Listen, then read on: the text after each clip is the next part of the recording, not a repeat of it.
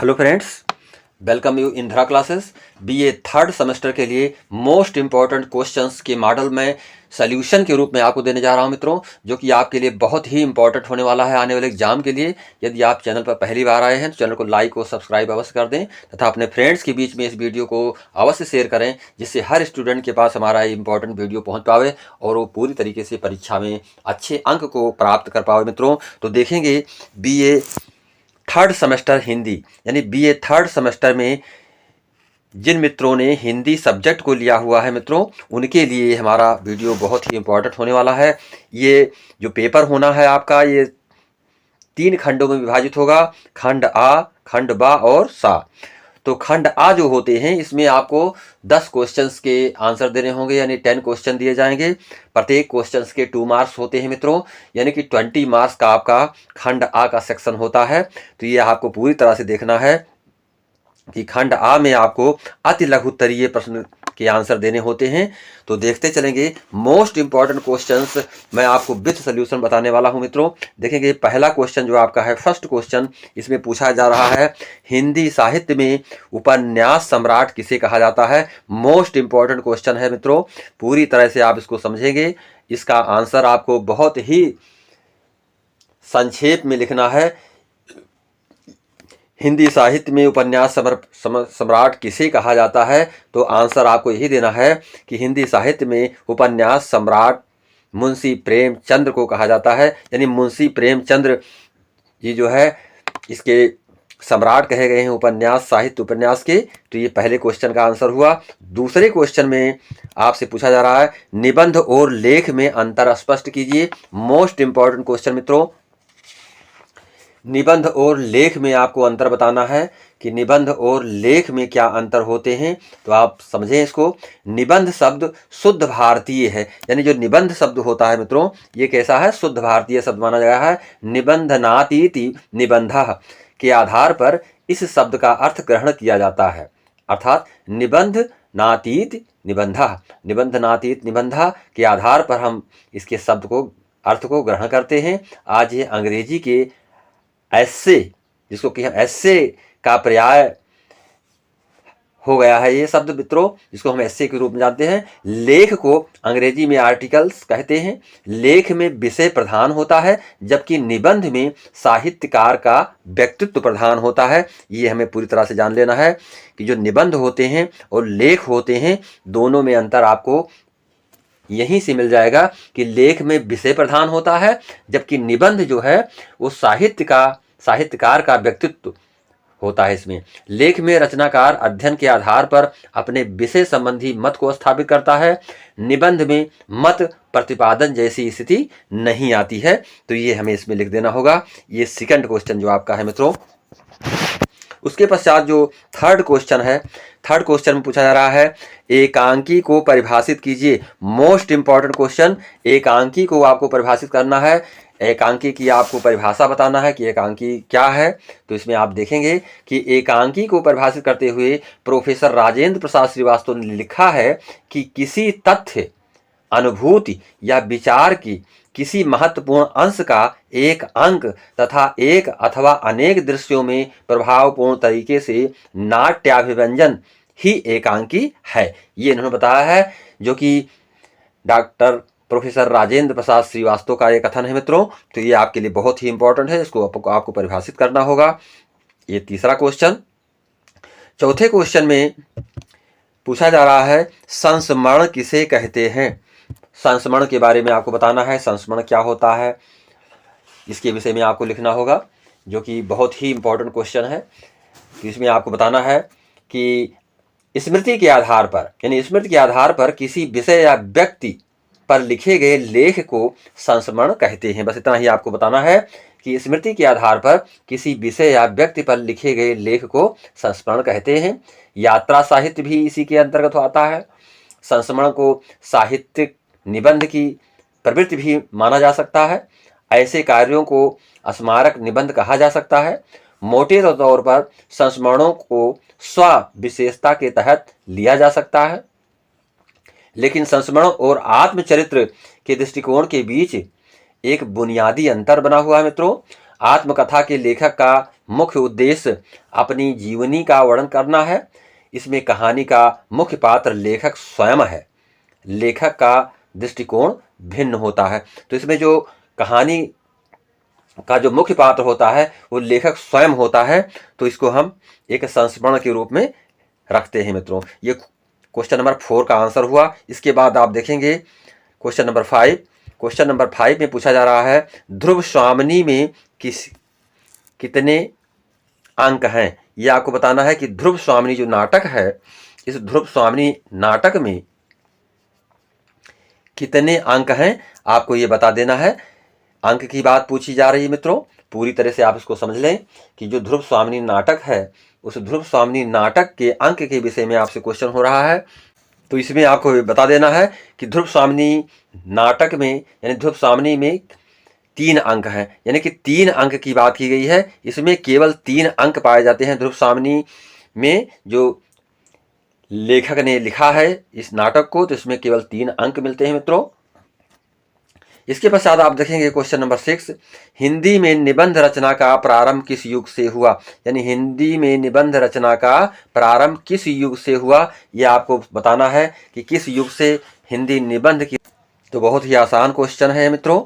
इसमें आपको रचना प्रारंभ किस युग से हुआ है इसके बारे में बता देना है। तो इसमें आपको लिखना है ये भारतेंद्र युग से की गई थी। इसकी रचना कब की गई? भारतेंद्र युग से, यानी भारतेंद्र युग में इसकी रचना प्रारंभ हुई थी, भारतेंद्र युग से। तो आपको क्वेश्चन नंबर 6 के आंसर में यही लिख देना है। इसके पश्चात देखेंगे क्वेश्चन नंबर 7, हिंदी साहित्य में इंटरव्यू विधा का प्रारंभ तथा श्रेय किसको प्राप्त होता है।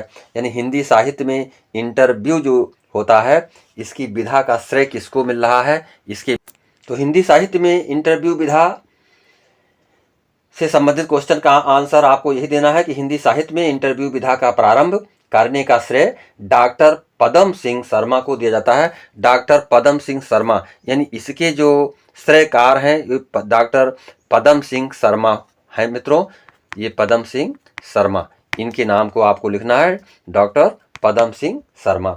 अब इसके पश्चात क्वेश्चन नंबर 8 देखेंगे, आचार्य रामचंद्र शुक्ल के निबंध संग्रह का नाम लिखिए। आचार्य रामचंद्र शुक्ल के निबंध संग्रह के बारे में आपसे कुछ, निबंध संग्रह के अंतर्गत आचार्य रामचंद्र शुक्ल के निबंध संग्रह चिंतामणि के 4 भाग हैं।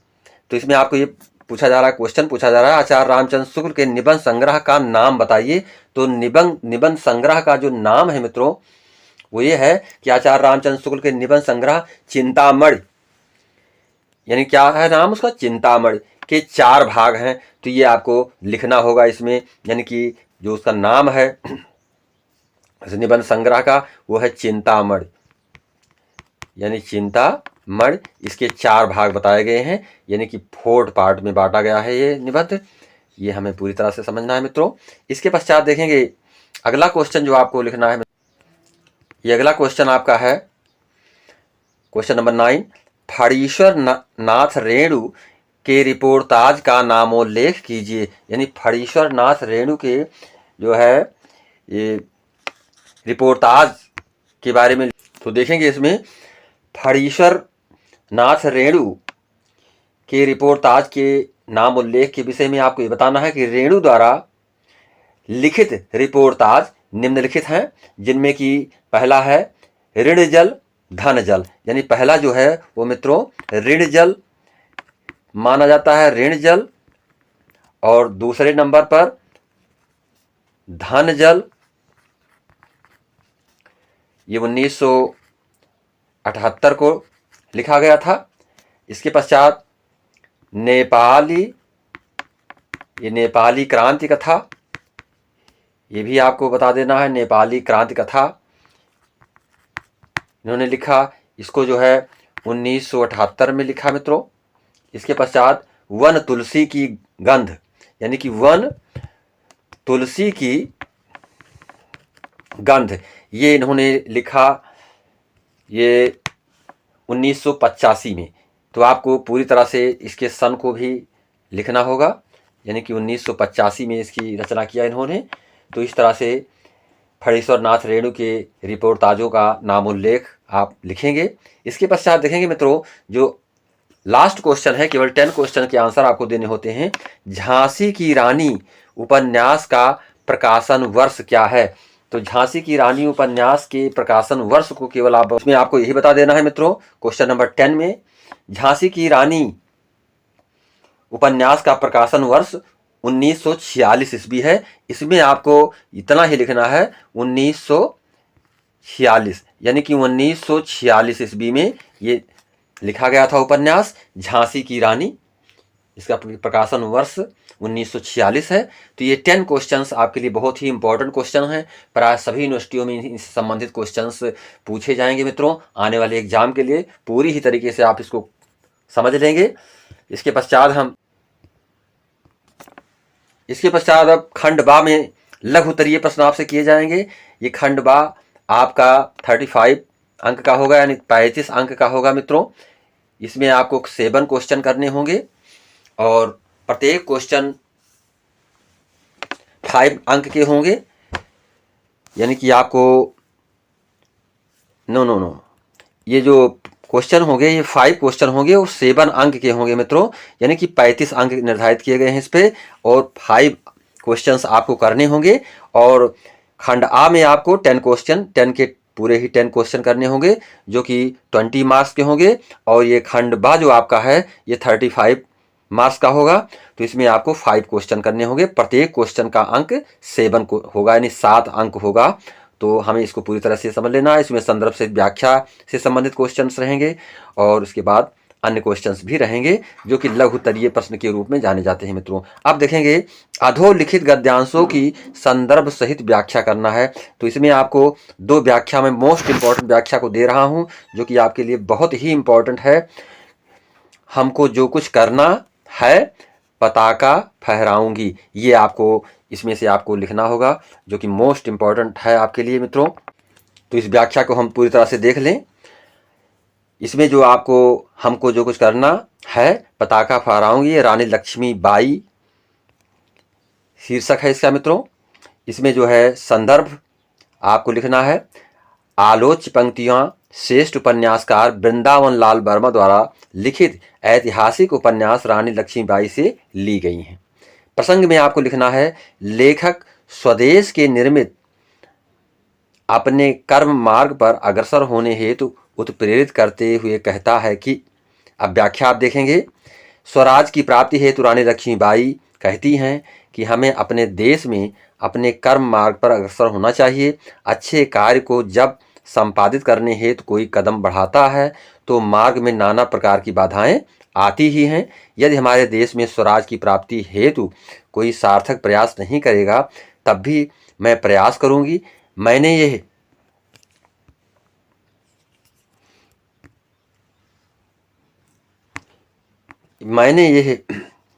आगे इसमें देखेंगे, मैंने यह प्रण कर लिया है अत्याचारी अंग्रेज राजा को भले ही समाप्त कर दें किंतु किसी भी स्थिति में जनता को समाप्त नहीं कर सकता। एक दिन वो समय अवश्य आएगा जब हम अपने देश की जनता के सम्मुख स्वराज का नारा बुलंद करूंगी एवं उन्हीं के सामने स्वराज प्राप्ति का झंडा फहराऊंगी। ये आपको व्याख्या के रूप में लिखना होगा मित्रों इतना। इसके पश्चात आप व्याख्या में विशेष लिखेंगे। विशेष में इसमें अंग्रेजों की राज्य हड़प नीति का विरोध एवं स्वराज प्राप्ति का नारा बुलंद किया गया है। रानी लक्ष्मीबाई जनता के सम्मुख गीतों के कर्मयोग को अपने कर्म मार्ग पर चलने हेतु प्रेरित कर रही हैं। कर्मयोग जो हैं आत्मसात करके उसको जो है जनता को अपने कर्म मार्ग पर चलने हेतु प्रेरित कर रही हैं। तो ये आपको विशेष में लिखना होगा।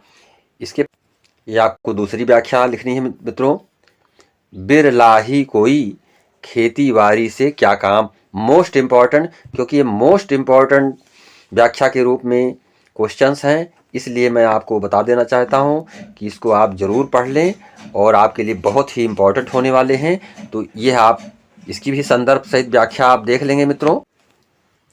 इसका संदर्भ आपको इस तरह से लिखना है। संदर्भ व्याख्या पंक्तियां उपन्यास सम्राट मुंशी प्रेमचंद द्वारा लिखित पंच परमेश्वर नामक कहानी से ली गई है, यानी पंच परमेश्वर नामक कहानी से लिया गया है। इसके लेखक कौन है? मुंशी प्रेमचंद जी।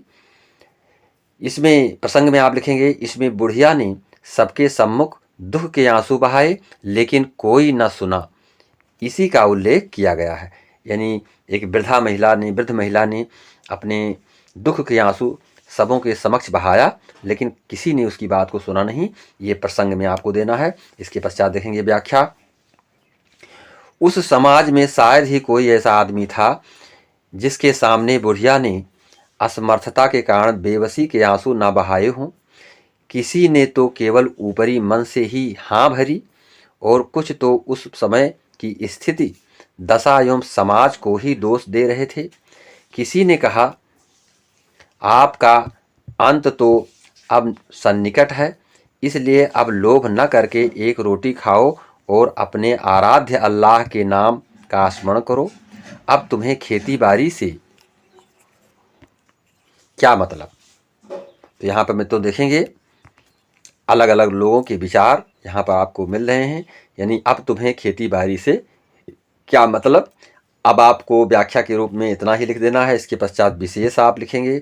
इसमें समाज की स्थिति की एवं दशा का चित्रण किया गया। यानी समाज की स्थिति की एवं दशा का चित्रण इसमें मिल रहा है।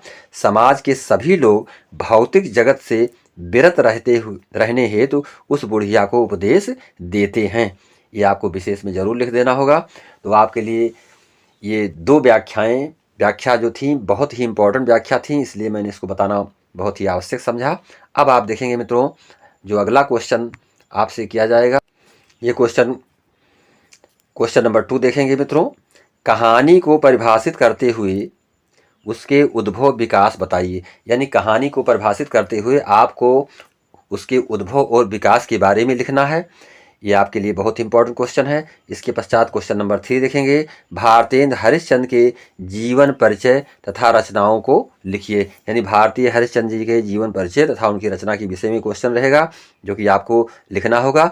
इसको आपको 200 शब्दों में लिखना होगा। इन क्वेश्चनों को यानी खंड बा के प्रश्नों को मित्रों इसके आंसर को आपको 200 शब्दों में कम से कम लिखना होगा। और जो खंड आ था, खंड आ के प्रश्न के उत्तर को केवल आपको 50 शब्दों में देना होगा।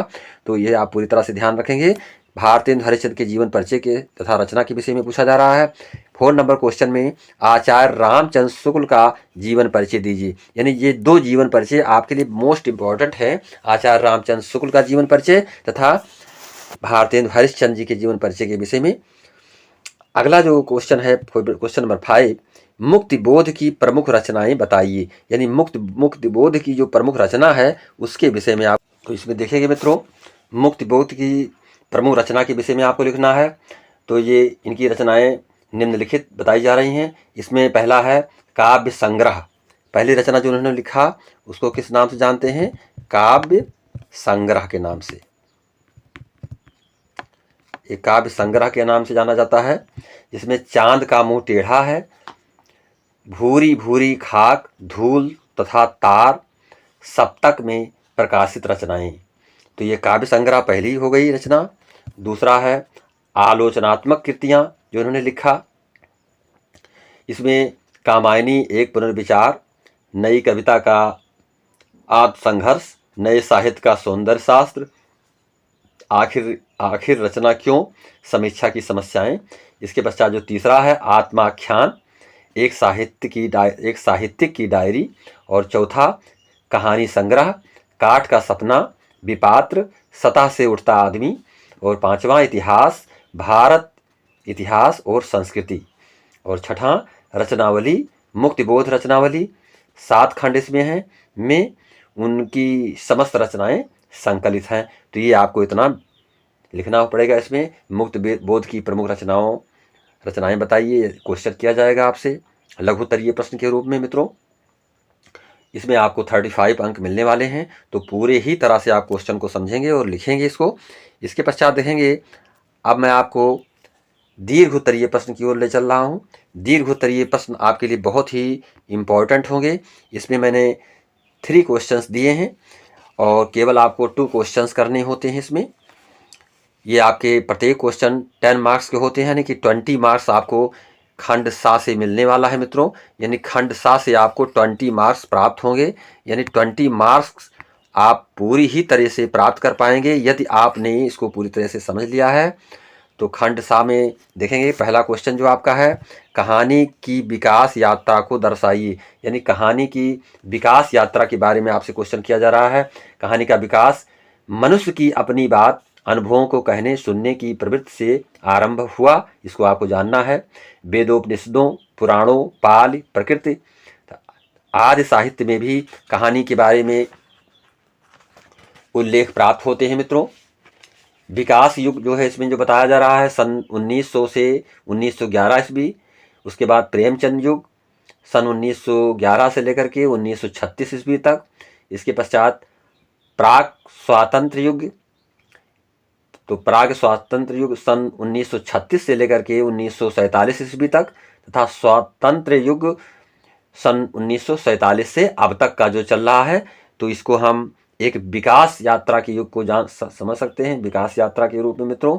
जिसमें विकास युग के रूप में आप उसको लिखेंगे, विकास युग, प्रेमचंद युग, प्राक स्वातंत्र युग, स्वातंत्र युग, और इसके पश्चात जो स्वातंत्र युग में यानी कि आप 1947 से अब तक के समय को पूरी तरह से लिखेंगे।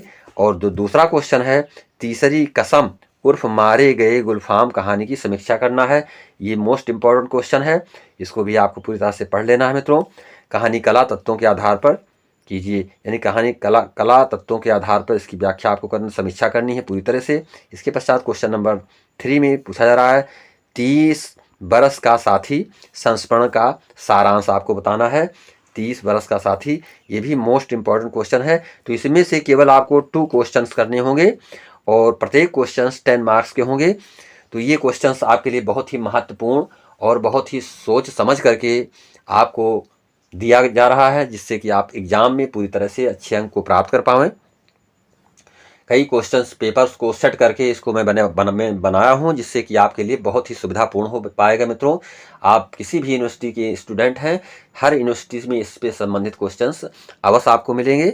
इसी के साथ नमस्कार, जय हिंद, जय भारत। कमेंट के रूप में हम तक अपनी प्रतिक्रिया को अवश्य प्रेषित करेंगे। नमस्कार।